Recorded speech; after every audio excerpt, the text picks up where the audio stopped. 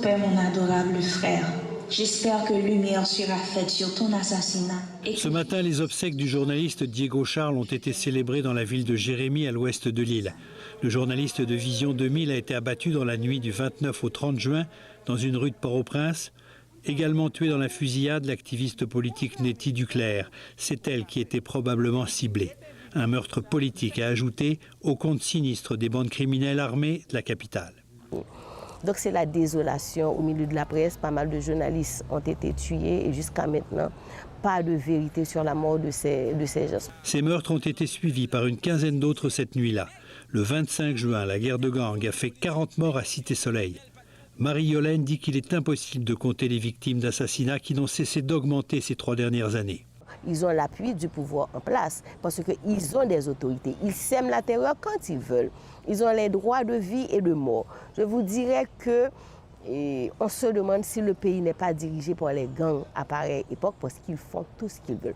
Le chef de gang le plus connu est l'ancien policier Jimmy Chérizier, alias Barbecue, chef du G9, une des plus grandes bandes armées qui n'a pas hésité à appeler à la vengeance de la mort du président Jovenel Moïse. En pile moun qui n'a opposition, c'est eux qui fait complot avec bourgeois senti pour yo livrer président.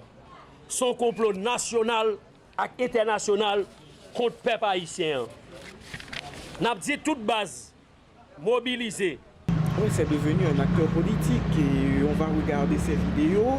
Il a un discours sur ce qui doit se passer, un discours violent, mais certes, mais un discours quand même. Et on se dit, on se demande comment il va peser dans les prochains jours, dans les prochaines semaines. Sous Jovenel Moïse, les gangs ont pris de l'importance et sont lourdement armés. On en a recensé 162 avec 3000 membres, plus de la moitié à Port-au-Prince. Alors, un lundi difficile, un mois difficile, une vie difficile dans un pays très très incertain. Emily anime aussi une émission culturelle à la radio.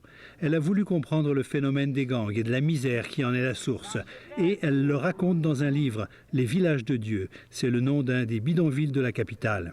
Dans ces cités précaires où les maisons sont faites de tôle, de carton, de plastique, il y a des gens qui vivent, il y a des gens qui espèrent, il y a des gens qui rêvent. Et aujourd'hui, le rêve ne va pas plus loin que de devenir chef de gang ou de quitter le pays.